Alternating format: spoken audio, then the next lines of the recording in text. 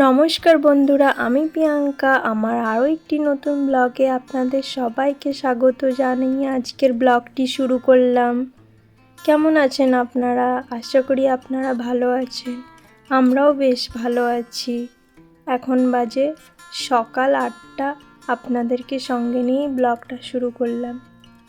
হ্যাঁ, আজ ঘুম থেকে অনেক লেটে উঠলাম। আসলে কাল রাতের থেকেই আমাদের এখানে না বৃষ্টি হচ্ছে, তাই হচ্ছে একটু ওয়েদারটা ঠান্ডা ঠান্ডা ছিল। আর ঠান্ডা ওয়েদারে বেশ ঘুমটাও ভালো হয়। আর এই কদিন আগে এত গরম ছিল যে রাত্রে ঘুমিয়ে হতো না। আর এই যে জানলাটা খুলে দেওয়ার পরে বেশ ঠান্ডা ঠান্ডা হাওয়া আসছে। বাইরেটা হুকি মেরে দেখছি কি বৃষ্টিটা কত জোরে হচ্ছে। তো সেরকম জোরে হচ্ছে না, রাত্রে বেশ ভালোই বৃষ্টি হয়েছে, এখন অল্প অল্প হচ্ছে। তো চলো আপনাদেরকে বাইরেটা দেখাই।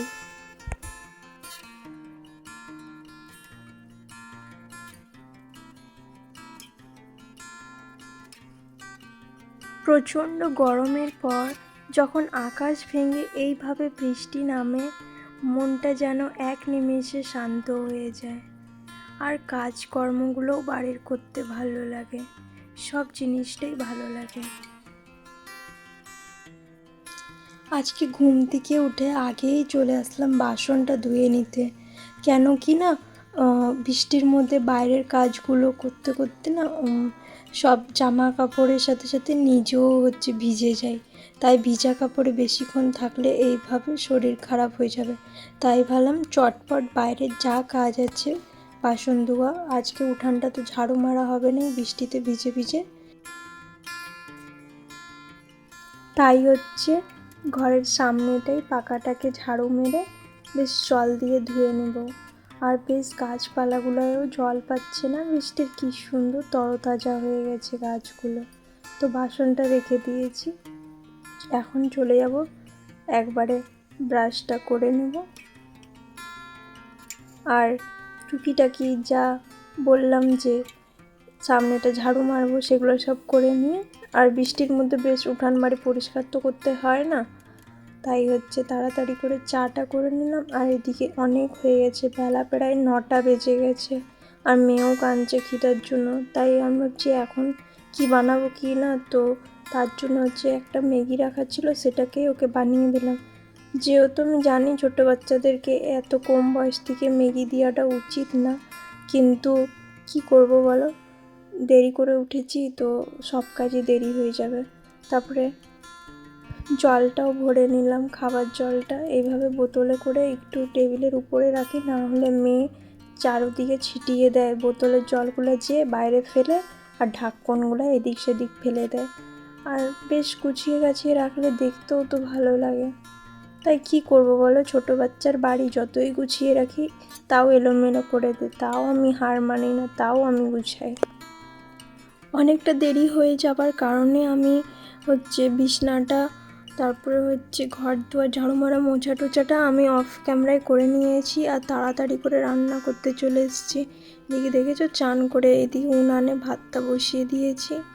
আর আজকে না অনেক রকমের তরকারি পাতি করব, তাই দেরি হয়ে গেছে। যেহেতু আজকে জামাই ষষ্ঠী, এই বছর আমি বাপের বাড়ি যাচ্ছি না জামাই ষষ্ঠীতে, কারণ আগের বছর আমার বাবা এসেছিলো। আমার বাবা দিল্লিতে বাইরে কাজ করে, আর মা বাড়িতে একলা, আর ভাইও এখন কাজে জয়েনিং করে নিয়েছে। তাই বাড়িতে সেরকম কোনো ছেলে মানুষ নেই যে জামাই ষষ্ঠীর বাজারঘাট করবে। আসলে জামাই ষষ্ঠীর বাজারঘাট মানেই তো জানেন যে অনেক তামঝাম থাকে, অনেক বাজার ঘাট, ফল, তারপরে নানা রকমের মিষ্টি, অনেক জিনিস আনাআনি করতে হয়। সেই কারণে সময়টাও অনেক লাগে। আর ভাইকে ছুটি দেয়নি ও, আর ছুটিও নিতে চেষ্টা করেছিল তো ছুটি দিল না ওকে। আর তারপর আমার বড় কাজের থেকে ছুটি নেয়নি। আর তারপরে এদিকে বৃষ্টিও হচ্ছে, আর এদিকে আমিও প্রেগনেন্ট আছি। আর যেহেতু ওইখানে গেলে মাও একলা পারবে না করতে, তো সেই গরমের কারণে আমিও আর অনিচ্ছা হয়ে গেল। আমিও বললাম থাক, এই বছর করতে হবে না, সামনের বছর করবি। তাই এবার আর জামাই ষষ্ঠীতে গেলাম না বাপের বাড়ি। তো তাও ওর বাবা বলল কি বাড়িতে একটু নানা রকমের সবজিপাতি এনে দিচ্ছি, মাছ এনে দিচ্ছি, তো তুমি রান্না করো। তো চলো, আমি রান্নার সব কিছুটা তো রেডি করে নিয়েছি কেটে ফেটে। তো এবার রান্নার দিকটায় চলি, আর আপনারা সাথে থাকুন, দেখতে থাকুন কী কী রান্না করছি আমি। ভিডিওটি শেষ পর্যন্ত দেখবেন কিন্তু, আর যদি ভিডিওটি ভালো লেগে থাকে তাহলে অবশ্যই একটি লাইক করে দিবেন। আর যদি ভিডিওর মধ্যে আপনাদের কোনো অংশটি ভালো লেগে থাকে তাহলে কমেন্ট করে দিতে পারেন। আর অলরেডি আমার চ্যানেলটাকে যে সাবস্ক্রাইব করে রেখেছে তাকে তো জানাই অসংখ্য ধন্যবাদ। আর যারা নতুন আমার ভিডিও দেখছেন, আমার চ্যানেলে যদি ইচ্ছা থাকে তাহলে আপনারা চাইলে চ্যানেলটিকে সাবস্ক্রাইব করে রেখে দিতে পারেন। না, এত কষ্ট করছি, সফলতা পাবো কি না পাবো সেটা পরের ব্যাপার, কিন্তু চেষ্টা মানুষকে হারাতে নেই, চেষ্টা করে যেতে হয়। আর সেই চেষ্টাটাই আমি করছি।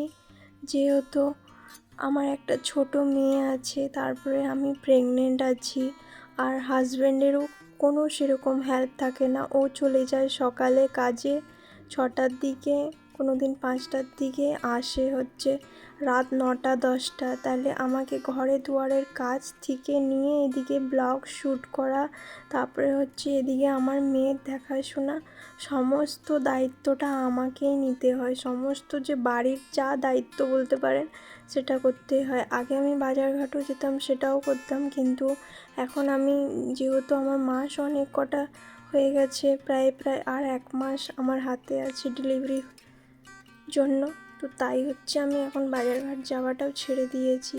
দুধটাও পাশের বাড়ির একটা জায়ের ছেলে আছে, ওদেরকে দিয়ে আনা করাই। আর এইদিকে দেখতে পাচ্ছেন, আপনাদের সাথে গল্প করতে করতে আমি রান্নাটাও করে নিয়েছি। আর এদিকে গ্যাসটা মুছে পরিষ্কার করে নেব। তো রান্নাতে আজকে কী করলাম, আজকে করেছিলাম তোমার সব রকমের তরকারিপাতি দিয়ে, প্রায় 7 রকমের তরকারিপাতি দিয়ে। আমি বললাম ভাজা করার থেকে আলাদা আলাদা, তো একটা মিক্স তরকারিই করে নিলাম। আর করেছিলাম তোমার ঘি করলা ভাজা, আর মূলো দিয়ে ডাল। এখন তো সব সিজনেই সব রকমের তরকারিপাতি পাওয়া যায়। আর লাল শাকের ডাঁটা, কুঁদরি, আলু পোস্ত দিয়ে একটা তরকারি করলাম, আর সাথে করলাম মাছের ঝোল। তো ঝোলটা রান্নাটা সেটা শ্যুট করিনি, তখন মেয়ে মনে হয় কাঁদছিল না কি করছিল, তো ওকে ফোনটা একটু দিয়েছিলাম কার্টুন দেখার জন্য। আর মাছের ডিমের বড়া। এই সমস্ত রান্না করতে করতে প্রায় আমার দুপুর 2:30টা হয়ে গেছিলো। আর রান্না করে ঘেমে এলোমেলো হয়ে গেছে, গোটা শরীর কেমন চিটচিটে। তাই চলে গেছিলাম একটু বাথরুমে, হাত মুখ ধুয়ে এসে তারপরে এইদিকে দেখতে পাচ্ছ আজকে অনেক জামা কাপড় কেচেছি। তারপর আগের দিনেরও জামা কাপড় ছিল, সেগুলোও গুছোনো হয়েছিল না, একসাথে জমা করা ছিল। তো ভাবছি যতদিন অবধি এগুলো আজ করব কাল করব করে করে গরম করে করা হয় না, ফেলে রাখলে সেটা কাজটা বাড়বে যে কমবে না।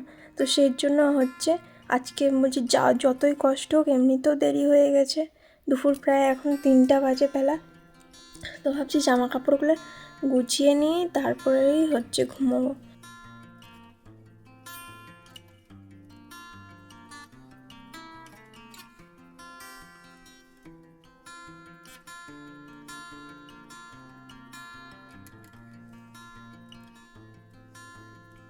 এই কারণেই আমি আমার কাজ ফেলানো থাকে, বুঝলে, এই কারণে আমি জামা কাপড়গুলো গুছাইনি।